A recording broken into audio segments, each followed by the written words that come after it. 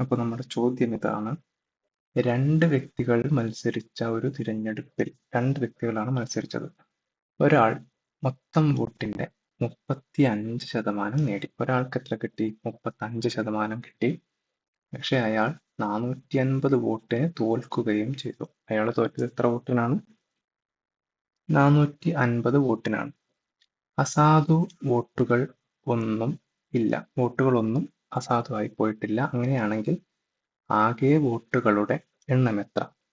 അപ്പോൾ പറഞ്ഞു, രണ്ട് വ്യക്തികളാണ് മത്സരിച്ചത്. നമുക്കൊരാളെ X ആയിട്ട് എടുക്കാം, അടുത്ത ആളെ Y ആയിട്ട് എടുക്കാം. പിന്നെ പറഞ്ഞു, എക്സിന് എത്ര വോട്ട് കിട്ടി? 35% വോട്ട് കിട്ടി. 35% വോട്ട് കിട്ടി. അങ്ങനെയാണെങ്കിൽ വൈക്ക് എത്ര വോട്ട് കിട്ടി? വൈക്ക് ബാക്കിയുള്ള വോട്ട് മുഴുവൻ വൈക്കാണ് കിട്ടിയത്. കാരണം എന്താണ്?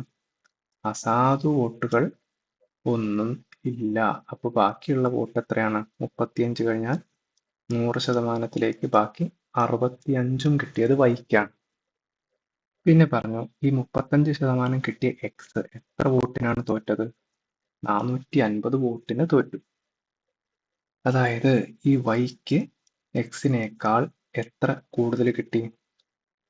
450 വോട്ട് അധികം കിട്ടി.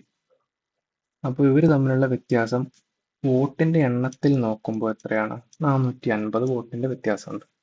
ഇനി ശതമാനക്കണക്കിൽ നോക്കിയാലോ? ഒരാൾക്ക് 35%, മറ്റേ ആൾക്ക് 65%. അപ്പോൾ ഇവർ തമ്മിലുള്ള വ്യത്യാസം 65 മൈനസ് 35. 30% വ്യത്യാസം ശതമാനക്കണക്കിലുണ്ട്. 450 വോട്ടിന്റെ വ്യത്യാസം വോട്ടിലുണ്ട്. അപ്പോൾ ഇത് രണ്ടും ഈക്വൽ ആണല്ലോ. ഒരേ തെരഞ്ഞെടുപ്പിന്റെ കാര്യമാണ് പറയുന്നത്. അപ്പോൾ 30% ഈക്വൽ ടു 450 വോട്ട്. ഇതിൽ നിന്ന് നമുക്ക് 100%ത്തിലേക്ക് എത്താം.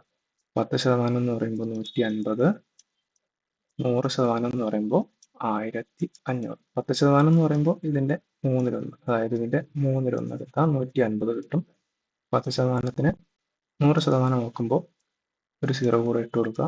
ആൻസർ 1500 വോട്ടുകളാണ് ആകെ പോൾ ചെയ്തത്.